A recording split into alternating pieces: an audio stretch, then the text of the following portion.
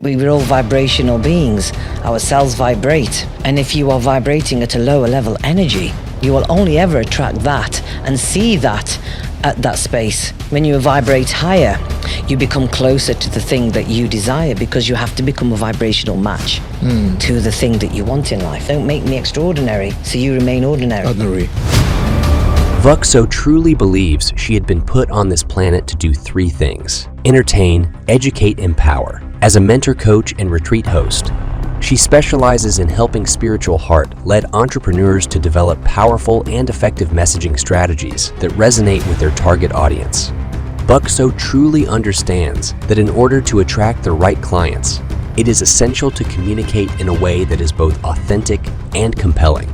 In addition to her expertise in being seen and heard as a performer of the last 15 years, she also has a deep understanding of energy work and is able to help her clients identify, acknowledge, and remove any blocks that are preventing them from moving forward in their life business. Through her intuitive guidance and support, Buckso helps her clients along the way to achieving their ambitious goals in order to create successful, sustainable, fulfilling businesses that align with their spiritual values and beliefs without compromising their integrity.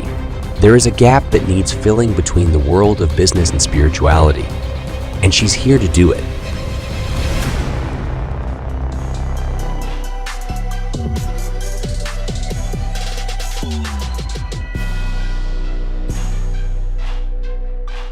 Buckso, so amazing to have you in the studio today. You've literally traveled all the way from Birmingham to be here.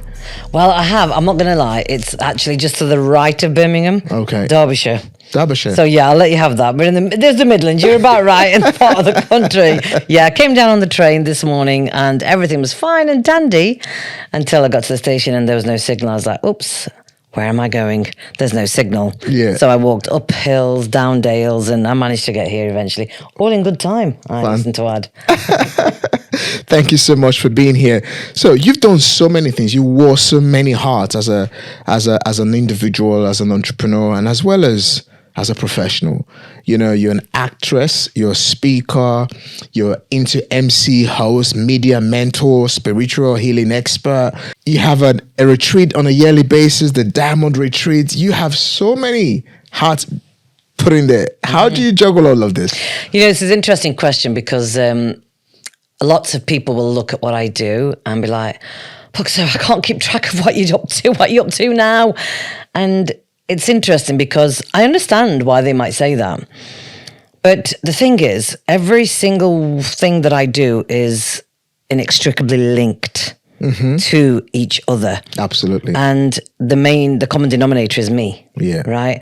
And it's not like I'm a lawyer or a doctor or a barrister where you have to do the one thing and but this is what people are led to believe life is about. You pick a thing and you do that one thing, right? But for me, it's all about living life as expansively as you can. And if I have a gift and a talent to be a certain thing, why would I not exercise that muscle? And as somebody who talks a lot about unearthing the diamond within us all, a diamond has many facets. Yeah. And it shines as brilliantly as it does because it reveals its many facets. So why would I not do that for myself instead of becoming a diamond around somebody's neck when I've passed away and they've used my ashes to make me into a necklace? You know, as I was speaking to you earlier, why do we wait until we die to truly shine? And why do we ever give people posthumous pats on the back? Yeah. Why aren't we celebrating who we are now? And so after my dad's passing 3.5 years ago, this became a huge thing for me, a massive thing. I got into this maelstrom of confusion, questions. I'm quite spiritual. I have been for, the last 30 odd years. And these questions were very surprising for me because I didn't know why I was asking them. I had the answers. I know what happens to us when we pass away. I'm happy with that information. But why was I having all of this pressure about time? What are you going to do with the rest of your time? Oh my gosh, I'm no longer going to do this anymore. Oh, I was only ever doing it because I was trying to prove myself to my dad. Oh dear. Even at that age, at 47, I'm 50 now, but even at 47, I was having these revelations. And that's when I really got to know myself. And this is where it's come from. And that's why I now show up doing these things unapologetically, because like I say, I'm not a cook one day and a solicitor the other day. These are all the same thing. I am the things. Yeah. I really love that, because I'm the same. This episode of the Wealth and Business Podcast is brought to you by our sponsor and our partner, Adrian Benjamin. Adrian is a wealth protection advisor who helps business owners, property investors to financially protect themselves, their family, and their businesses. Adrian will make sure that if the worst was to happen to you or your family, you will be able to financially survive. To know more how Adrian can help you protect your wealth, your families from the worst when it does happen, follow the link on the show notes and you will have access to his social media, a calendar link to help book a consultation call where he can actually see where you are in your wealth protection. So one of the things I've done over the last 6 years was to master one thing and then diversify the one thing into different portfolios. So I'm a speaker in property mindsets, and I love that because they all relate. You cannot run a business without having the right mindset. That's it. So I wrote 2 books. My 2 books, the first one is about property and the second one is a mindset and growth and transitioning as well. But on the back end, it still teaches people the wealth, aspect of it.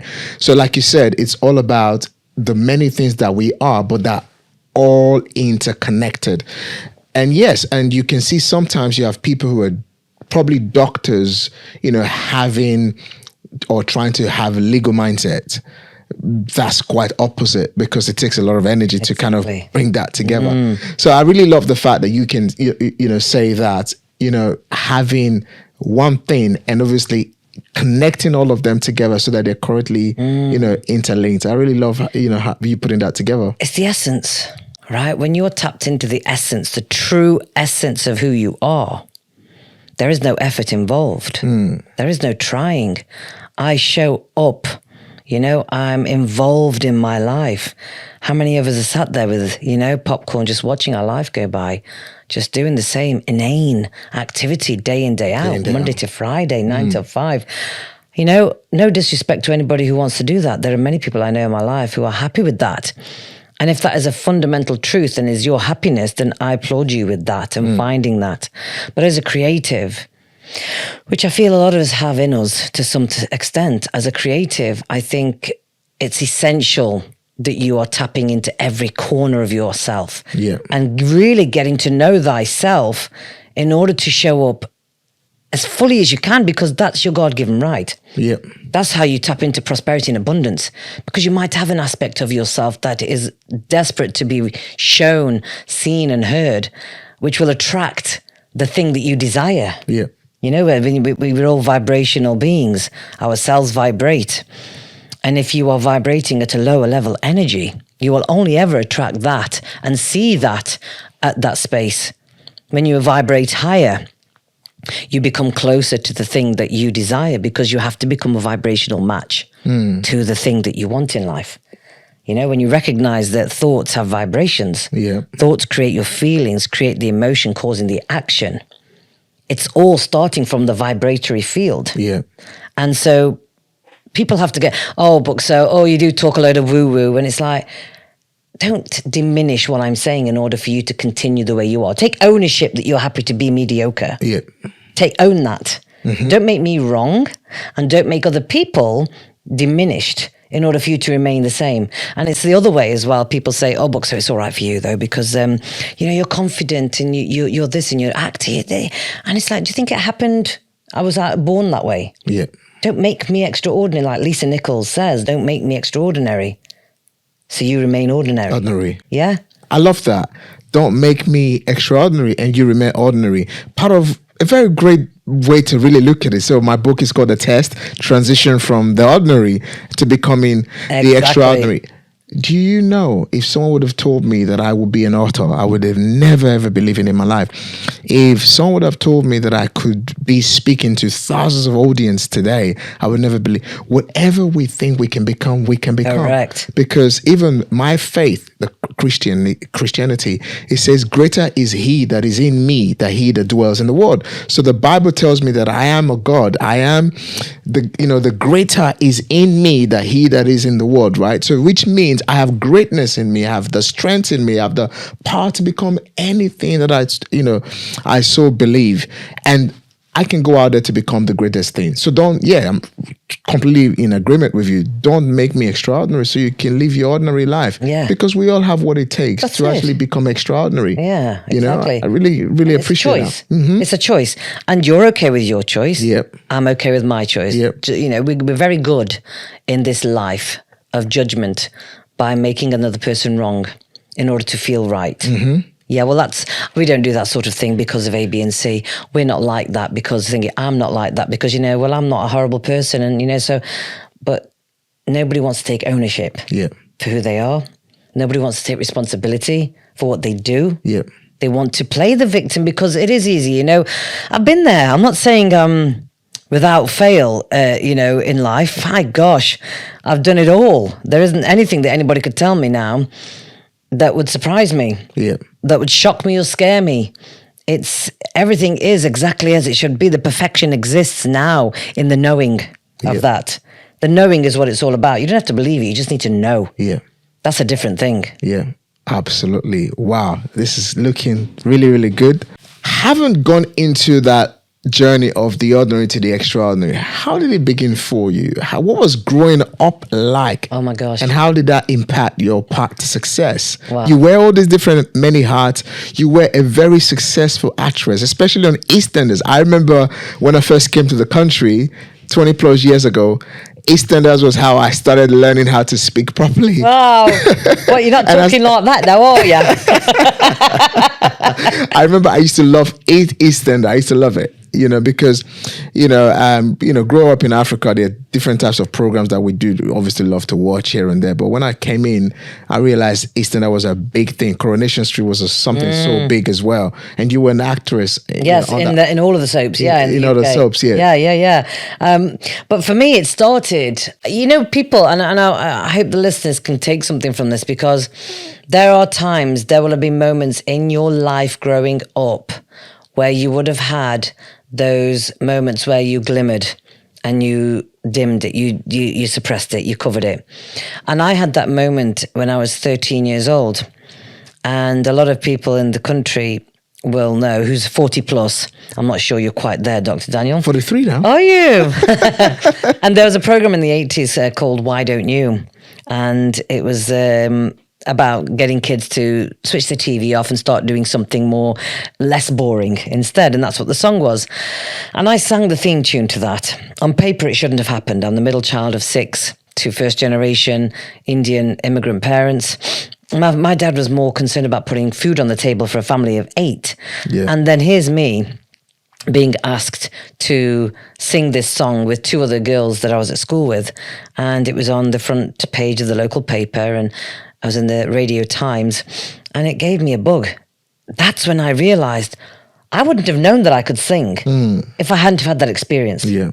I wouldn't have known that I liked performance, that I liked being on stage, that I liked this. I didn't know. I wouldn't have known I'd got that side of myself, because I wasn't going to be able to go to after school clubs. They weren't even a thing. I was battling all sorts of other issues that you'd have as first generation children, parents of first generation immigrants. So for that sort of thing, that was just that white folk did. That's what white people did. Yeah. This isn't something that Indian girls did. So it shouldn't have happened. But why did it happen? Yes. Why was I given that opportunity? Because that's what it was. Out of all of the 6 of us, why was I the one that was picked to do that? And I know that today it's because it is my purpose to speak, to share my voice, to find my voice, to allow other people to find their voice as well. Yep. Which is what it's all been about. And that's what I'm about as well, is helping people to find their voice. This is why people need to be aware. Self-awareness is the key thing. And I talk a lot about that in my new sort of program that I've created called The Sparkle Effect. Self-awareness, people don't take the time to find out who they are and why they do what they do. Yeah. And this is something I just blindly, we all do it. I'm not, here to blame anyone. This is what I was doing. I went through life just reacting. I was a pinball in a machine. This would happen, so I'd do that over there. that would happen, so I'd come back over here. And so when I got home and I was saying to my dad, I want to be a singer, I want to be an actor, I was full of the joys of this new discovery that we all are as kids, naive kids, innocent kids. And my dad was just very quick to say, well, you and 20,000 other people, because all he saw was hardship. He was trying to function as a self-employed individual to feed the family. You don't know this as a child. And so I'd harbour this dream, and I picked my GCSEs, art, drama, music, French, the creative things, maths and English. I left school with no GCSEs, none at all. So that was my dad's green light to say, right, okay, you won't be going to college or university then. Okay, here's the business, in you go. You're working in the business. Didn't have a choice. So that's been my life's theme, never having a choice. And I used to sit in that shop 12 hours a day at the age of 16, and I would dream about the life. And what people would call it today is law of attraction. Yeah. That's what they would call it. Yeah. I was doing it already. I would sit there and I would imagine the life, speaking to all the people that were coming into the shop. That's where my customer service and ability to speak with other people really grew. Yeah.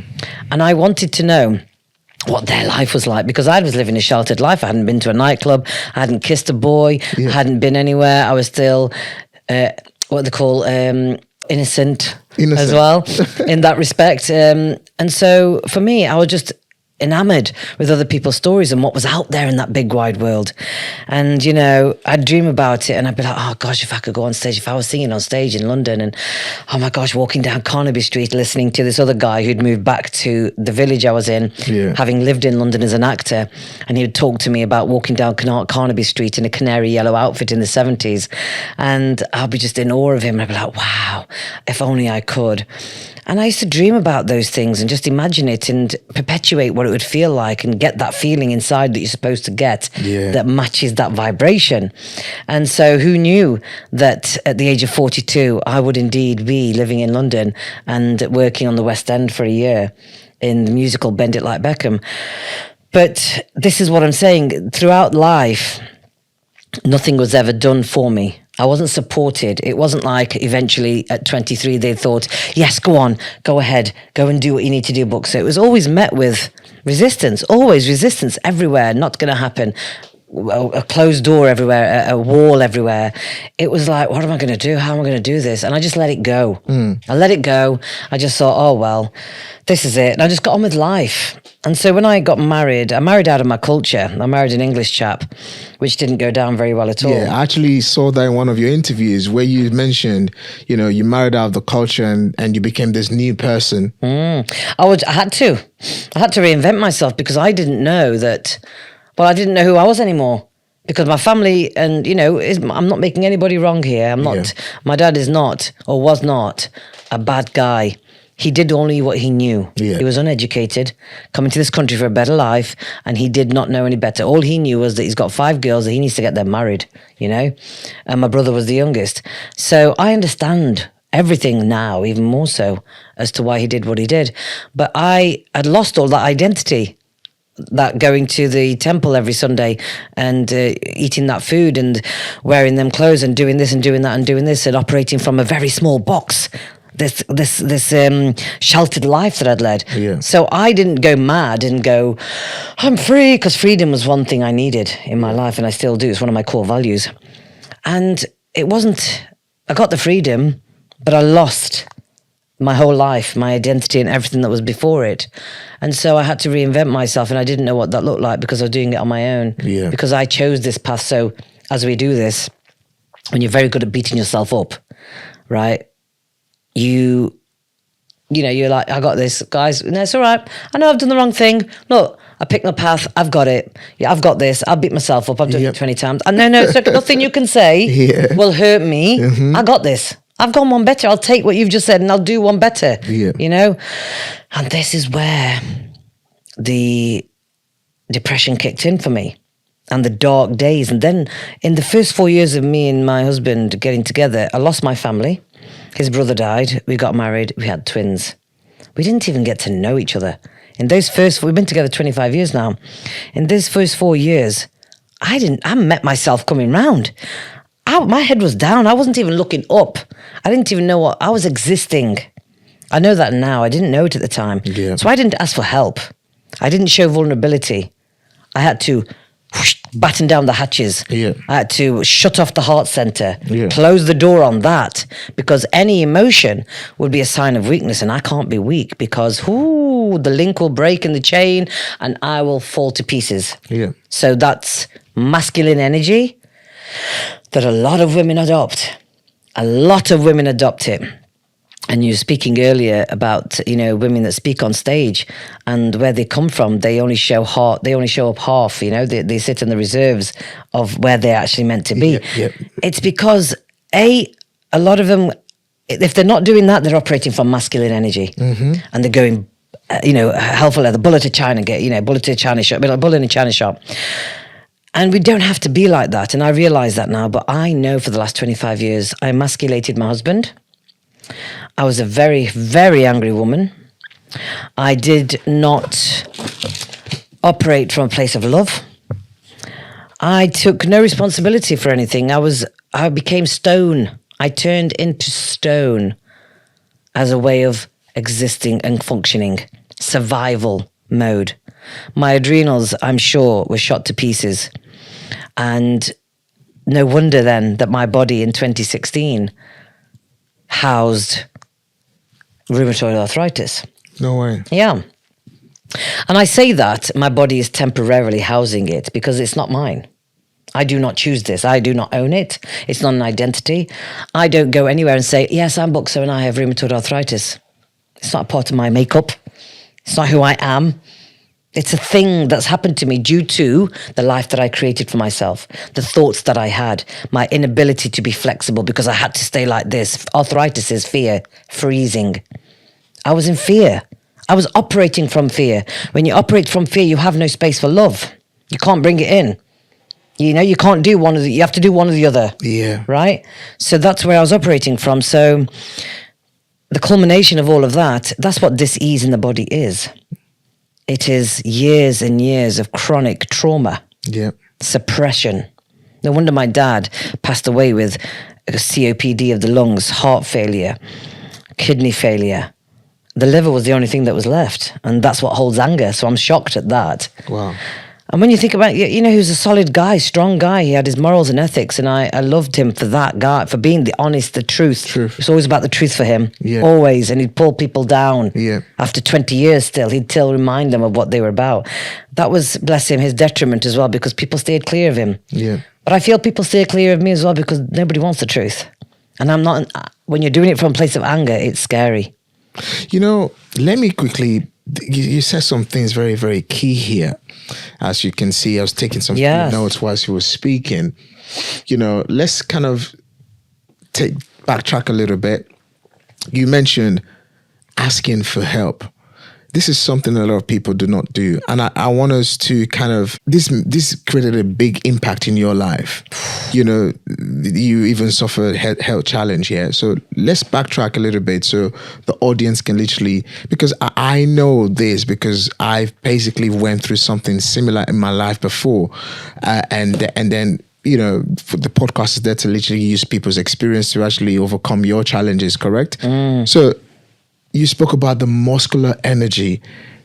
A lot of female are trying to become entrepreneurs and they have to become something they're not because they build this wall of trying to attack and defend rather than actually operating from the place of love. Recently, I had a conversation with one of my therapists and he said to me and said, if you're not a tough person and you try to firm up to be tough to confront business, yes, you're going to get the result you want, but you're going to discover it's not the result you're actually looking for. When you operate naturally, because it's you, just be you, and then you're going to get even the result that you want even more quicker. So interesting to hear what you said just now about, operating from the muscular energy and how obviously that also has its own way of an impact in your marriage. And finally, not actually even understanding what love is. And then working from what love truly looked like in your life. So how did you then come out of all of this? And how did you overcome the arthritis now? Is it better? Yeah. So the masculine energy, right, is where a lot of people get confused with what that can look like. And for a female, it's about the constant doing. The do. I got to do this, I got to do that. Where I got to be, where I got to show up, how I got to say this. It's the constant doing, the needing to create constantly. The feminine aspect of it, for anybody, male or female, is allowing. Is the allowance of things. When we're on this merry-go-round, we're pursuing the thing. We're chasing it. We're doing the thing. Do, right? We have to create, that's why yin and yang is as it is. We have to create the balance. What the universe is asking us to do is to step off a minute so I can catch up with you. I'm trying to give you something. I'm trying to give you this. I'm following you. I'm giving it. You ask for it. I'm trying to give it you. You haven't stopped yet. Long enough for me to give it to you yet. For God's sake, stop. Be still. Receive. I couldn't receive a compliment. Buckso, you look lovely in that. Yeah, Primark. How many people do that? If you can't receive a compliment, how can you receive abundance? If you can't receive anybody, telling you that you look lovely today, how can you receive love? Yeah. People are looking for love, but they can't receive it. How can you get it? Stop looking for love. All these women that are going for the wrong guys. And it's like, you can't receive love. Your body is not ready to receive. Do the work on the body, right? Nobody does that. They all think they have to get this right. Right, let me get this right. Yeah, mindset. Yeah, strong. I had a strong mind. Obviously, my body became the example of what it is not to have a strong body, right? Energetically. So for me, I had to do the work. I've always been into the spirituality and the realms of spirituality and looking how and who we be as spiritual beings, souls having this experience as a human. So for me, it was about going deeper even more to that place and really connecting with what have I got to do? Because how you show up creates your environment. What a lot of people get confused with is you have to change the environment to feel better. When actually, your environment is only created as a direct result of how you're showing up. Yeah. So you change this. If I walk into a room with a red outfit on, the reaction is going to be different to me walking in with a black suit on and glasses and a hat. Because how I show up is what creates that energetic ripple of how people are going to react now. If I show up shouting, screaming, angry, upset, jealous, greedy, that is going to bring me an environment that perpetuates that. Wow. Right? Wow. I love Take that to the bank. Oh my days. This like you better drop that mic right now. Oh my days. Like Buckso, this is so deep. Like I was literally I'm so fascinated with this conversation. This is deep. Listen, I've been to the Mariana Trench? It's in the South Pacific Ocean, right? No, I've never. Right. So the Mariana Trench is the deepest part of the ocean in the world. And if Everest was in there, it would still be 2 kilometers short of the surface of the water in that trench. And I say to people, when you say deep, I've been to the Mariana Trench in my soul this last 3 years. Wow. I've been there. That's where the diamond within was. That's where I had to unearth myself from to bring it to the surface. That's where people need to go. It's to the Mariana. Not many people want to do that. Nobody wants to put on a diving suit and dive deep. Once you go down there, you got to come back up and you got to decompress and de-stress. Would you say this is one of the reasons why a lot of people struggle in the journey of success? Because it's like nobody wants to hear what they're doing wrong. Nobody wants to hear taking responsibility. Yeah, so nobody takes responsibility.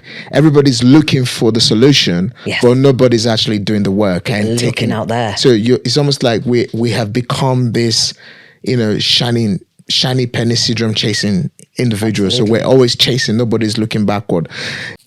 When I wrote my book, The Test, recently, I went back 20 years of my life to look at where I was. I think we were having this conversation before.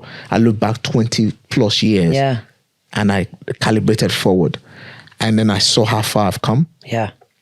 And that allowed me to actually establish the fact that there was a transition from the ordinary to the extraordinary. Yeah. And I do 100% agree with you that everybody who's looking to seek success needs to go and look deep down. They have to. What am I doing wrong? How can I correct it? Yes. How can I stop doing what I'm doing wrong that is not serving me? Yes.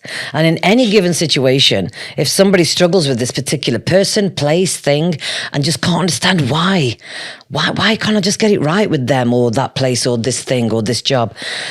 Because they're not looking at what their part is. What part are you playing? in this scenario? What is it that you could do better Yeah. or different?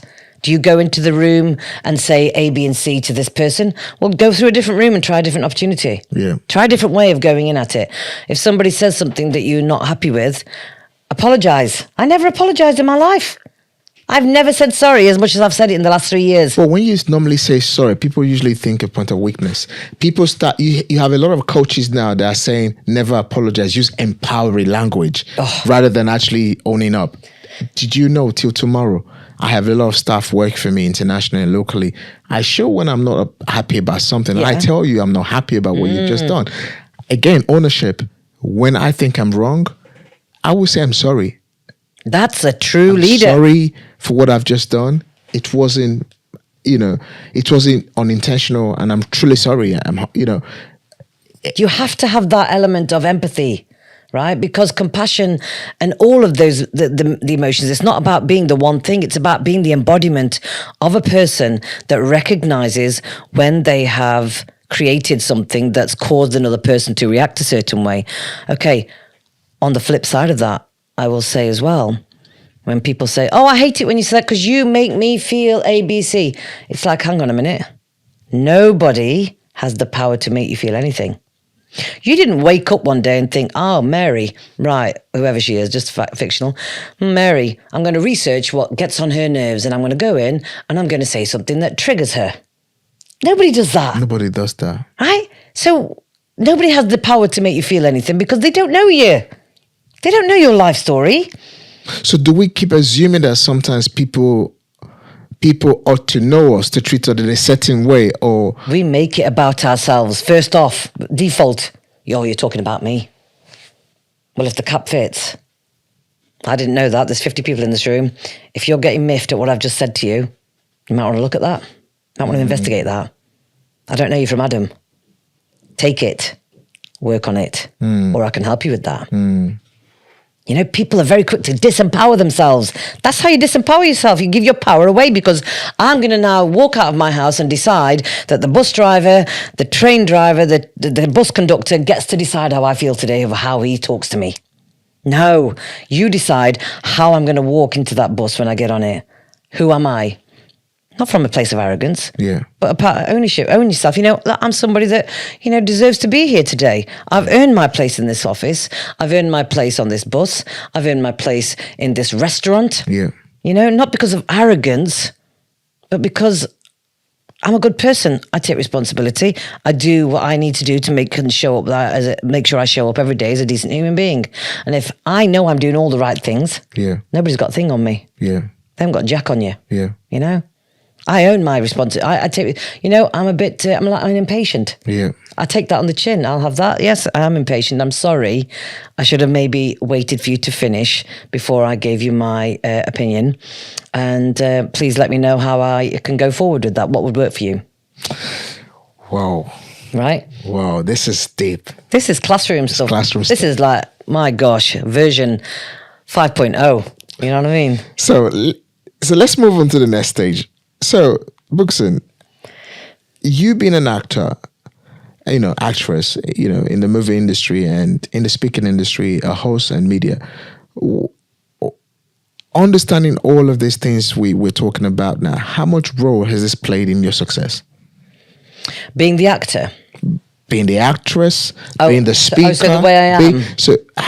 Overcoming all these different things and functioning, how much impact has this allowed you to become the greatest version of yourself and be successful? Yeah, it's interesting you say this because I did have that transitory phase. I went into acting at 37, so quite late in life. No drama school, no nothing, no training of any kind.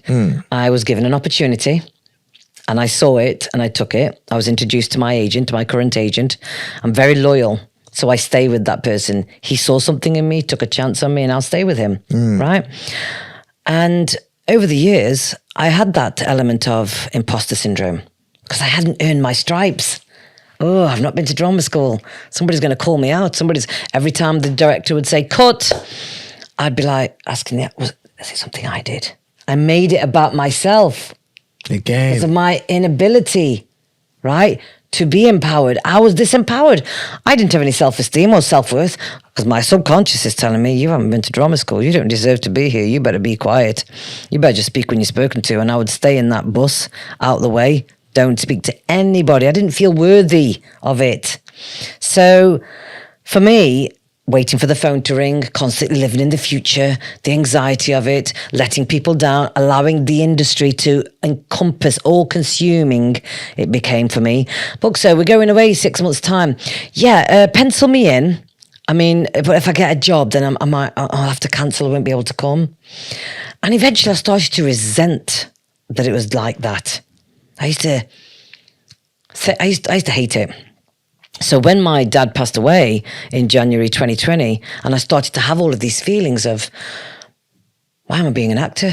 I don't feel like being an actor anymore. Oh my gosh, I was only doing it to prove myself to him because I told him when I was 13, I want to be an actor. And I showed him and I proved it, and he's not here anymore.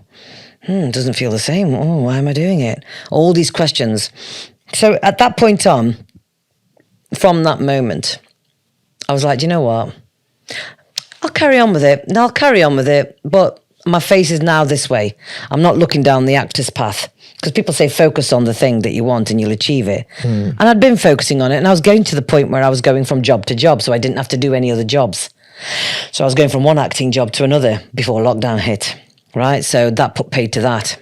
And in that moment, anybody else would say, oh, I'm not doing it, that's it, I'm done, which a lot of probably actors did do. Probably a lot of people have left the industry. But for me, it was a godsend. And lockdown was a godsend for me because it allowed me to go even deeper within and do this work. Yeah. The world stopped. Thank God the world stopped, because it stopped me from looking ahead for the next job and what's over here and what do I need to be doing over there, the masculine energy all the time. It allowed me, it gave me the grace to be able to take a breath and really calibrate everything I was doing.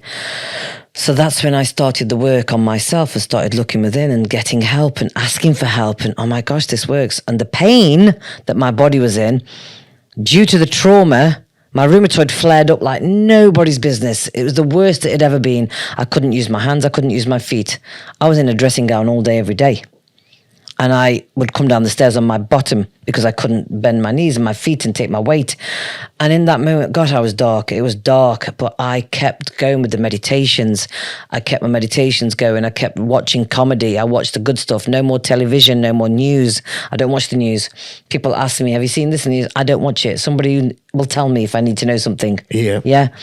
Wow. And it got to that point where I was like really working on myself and going to the depths. And I had a lot of healing work done with my spiritual teacher, who cleared my body of deep, deep sorrow and sadness from childhood, which is where it only ever starts from.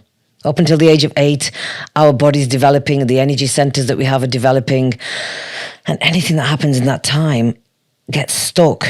You're born through DNA. There's a thing called epigenetics. Through DNA, we are passed the trauma from generation to generation. So I have a fear of drowning. I don't know why. I've never fell in the water. I've never nearly drowned in this lifetime. But who knows what it came from generationally. Maybe generationally, my great-great-great-grandmother was drowned. Who knows? But it's been passed through my lineage and it's playing out in my DNA. And people don't take the time to find that out. Is that really who you are? Are you really somebody who likes to take a drink every night?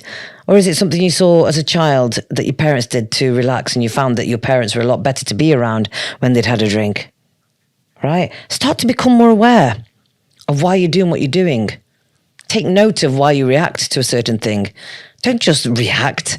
Don't just, oh gosh, here I am. Oh, just like my daddy, I like to drink. It'll kill me, this will. And so it is. And so it is. You're creating your life with every single word. When you believe what you're saying, your body is just saying, got that, roger that.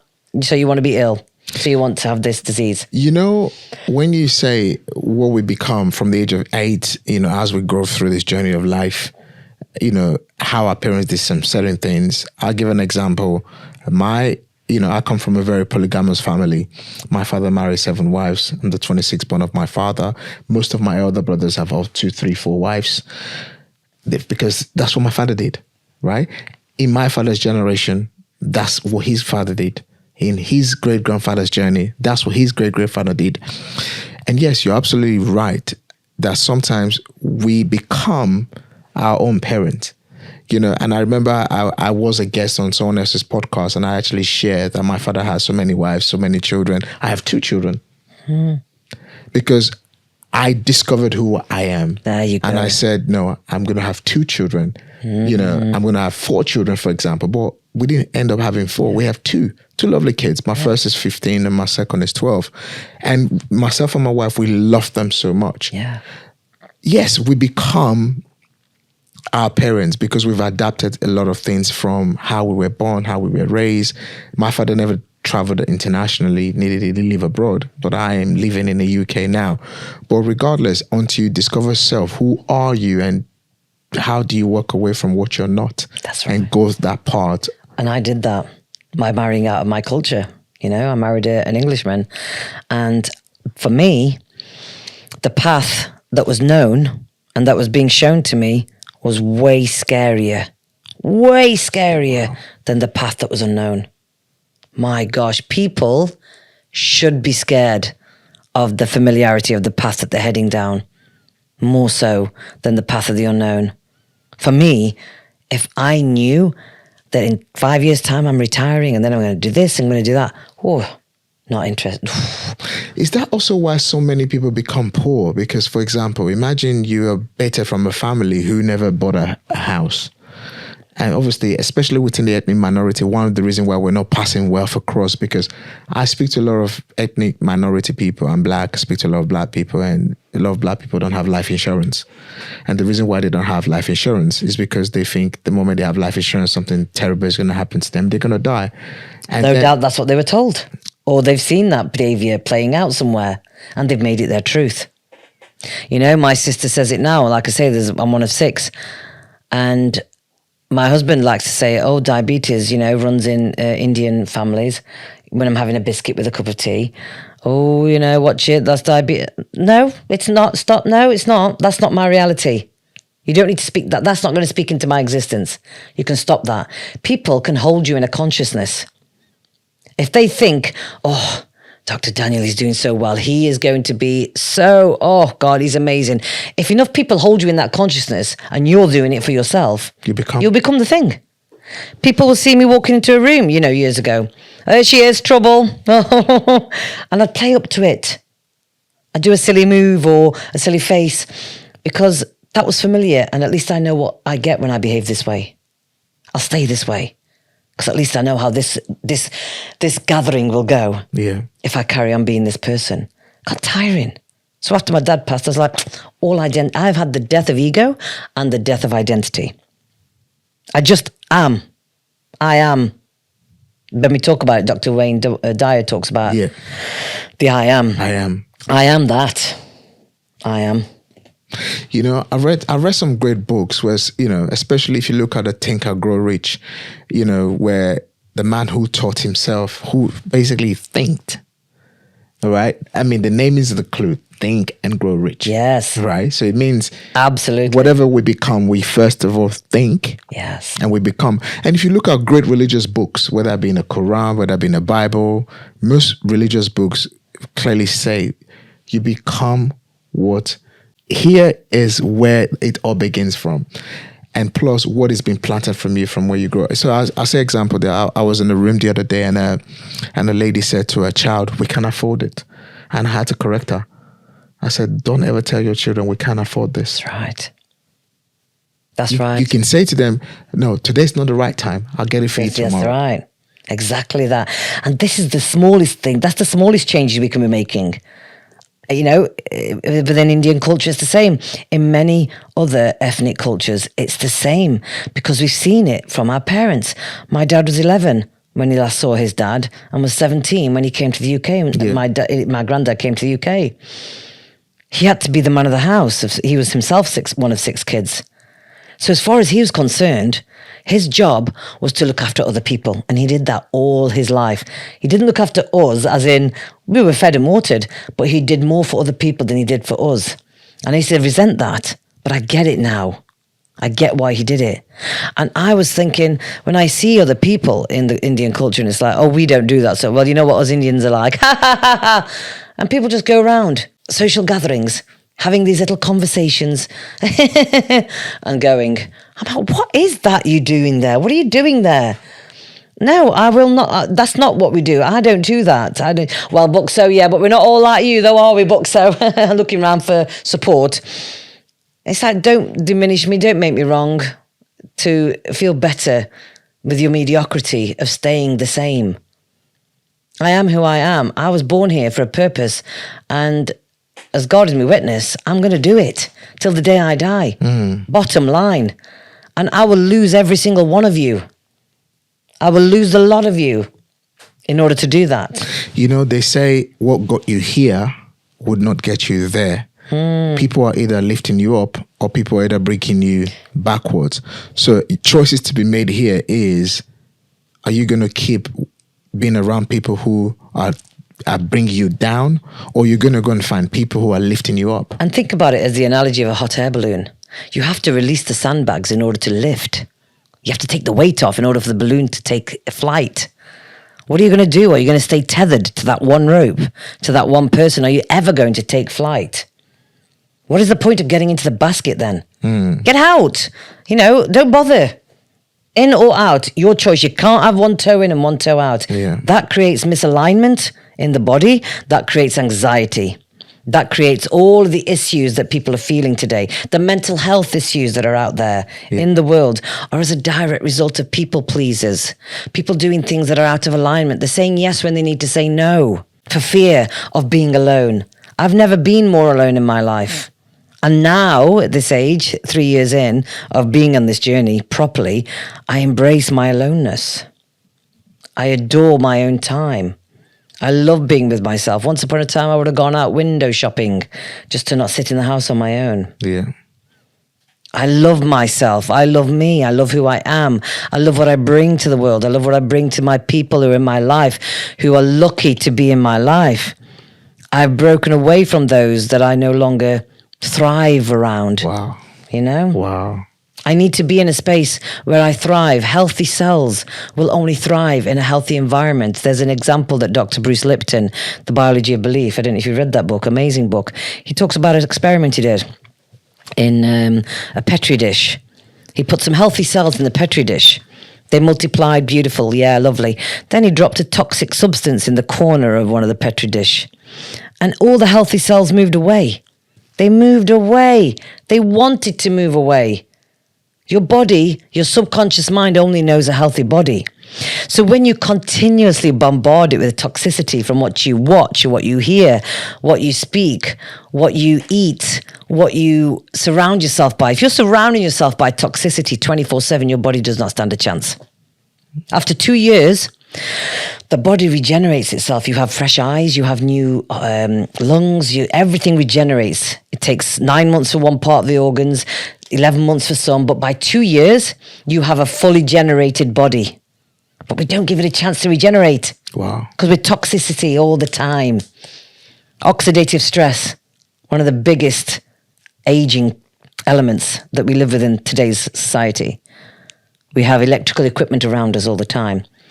Concrete buildings, you cannot feel the earth's energy when you're around concrete. The human resonance that the earth vibrates at cannot be felt in concrete buildings, which is why people have sick building syndrome.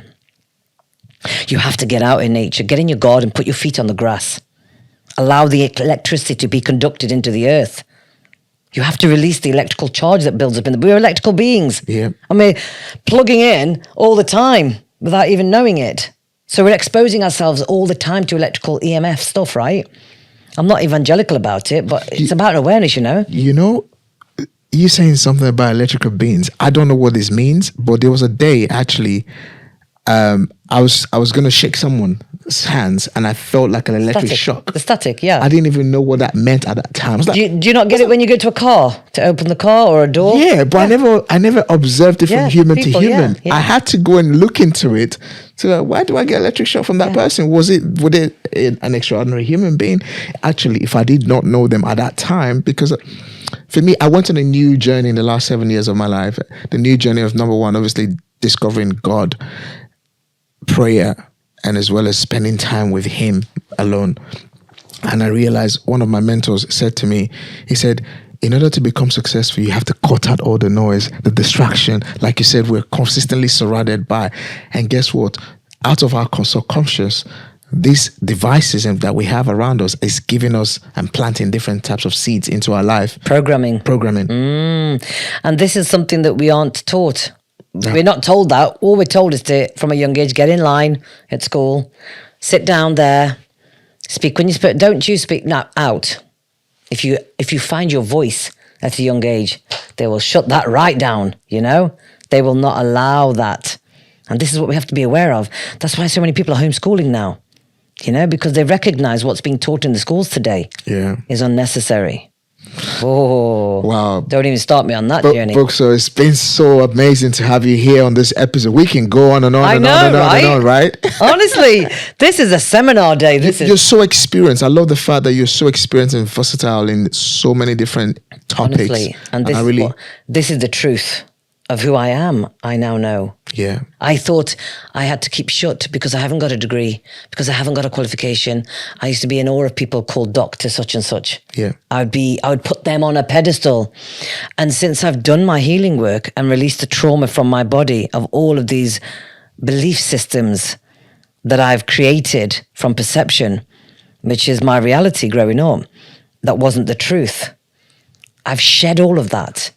And this is what it looks like to be a person that's embodying their spirit and soul and allowing that to speak every time. Not the egoic mind that is controlling and keeping you small and trying to keep you safe, by the way, which is fine up until the age of 18 when you realize crossing a road when a car's coming is not the safe thing to do. We don't need the ego anymore. Yeah. We don't need it. It controls far too many of us. But one thing, and I'll say this is a definite, and I can guarantee every single person listening to this right now will concede to, admit to, fear is what drives them. Fear is what's operating their machinery. I totally agree, because every single thing that we ever wanted is on the other side of fear. And if they operated love and flipped it, and people say, well, how do you do that, Buckso? Well, you first have to make sure your heart is open. And I cracked mine wide open, which resulted in a lot of pain in my body, right? Because why should anything worth having come to you easily?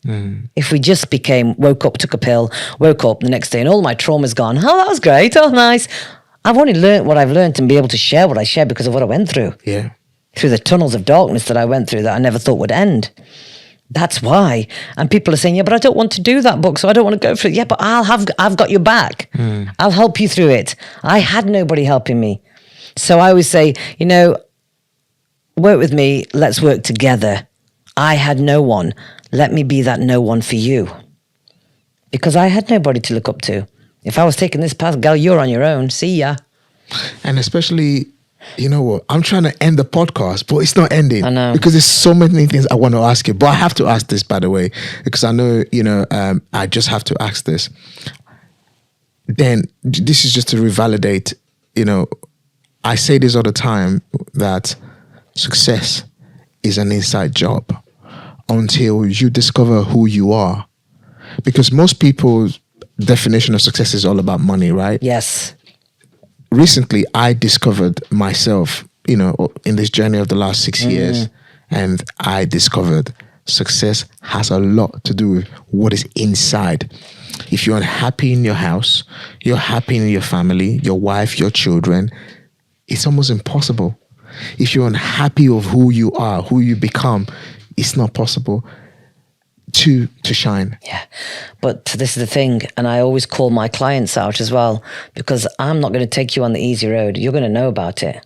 You better be ready for this, because you don't want it bad enough. Yeah. Otherwise. And that's what I say to people. Yeah, but so I've tried to do this and I've tried to say, but I'm asking you to do this. I can't do it. I just can't do that. I said, you don't want it then. You do not want to do what it takes to get that thing, to arrive to that space and place. Yeah. Don't get me wrong, we never arrive at the destination. This is a continual journey for me. It's a journey, yeah. And I'm so happy I'm on it. But what I'm saying to people is, come with me. I've got you. I've got your back. You've got this. But it's going to require you to shed a lot of people from your life. Stop going and doing the things you used to do. Yeah, but then who will I become? I know. How amazing we get to find out. But always the fear of the unknown. Scared, but I don't know who I am if I don't do this, if I don't do that. I said, that's okay, but let's find out the real version of you then, who that is. True. So as we wrap up this episode, Buckso, can you just quickly share, you work with people, you're a mentor, you're a business strategist as well. Yeah. And what services, what help do you provide to people? So I don't tend to work one-to-one per se. It's more of a group thing, but I do like to work with people intensively. So I do deep dive immersive days, one-to-one for a day. And we go to town on what it is that's going on, but it'll be the inner work. I do mindset work and I do energetic work. I shift your energy as well, which can also be done remotely. And then I'll see you again in 4 weeks' time and see where we are. You've got me on WhatsApp in the meantime, right? And then I have the group sessions where their current program is called the Sparkle Effect. Sparkle stands for self-awareness, purpose, authenticity, resilience, know thyself, leadership, and embodiment. Because as a direct result of me doing all of them things, I've been able to become the leader of my own life and truly embody that which it is to be somebody that operates from there. So if people want that for themselves, that's relative to them, they haven't gone through what I've gone through, it'll be relative. Everybody's got their own journey, isn't it?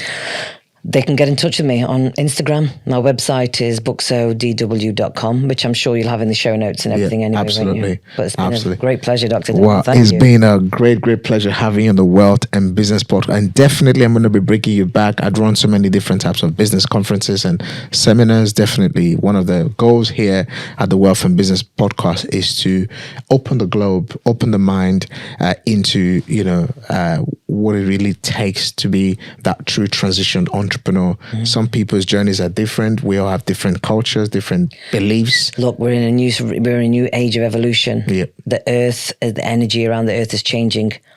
We have got to change the old ways, whatever they are. Even with all the guys that have been around for years, it's got to change. It's got to. You're gonna get left behind if you don't expand your consciousness to receive a new way of being. Absolutely. Thank you so much for being on the Wealth and Business Podcast. Thank you. Guys, make sure you go and follow Buckso on her LinkedIn handle, Instagram, Facebook, and reach out to her if this feels amazing to you and you want to know how she can help you and how you can work with her. I'm looking forward to seeing you on the next episode. Thank you so much. Take care.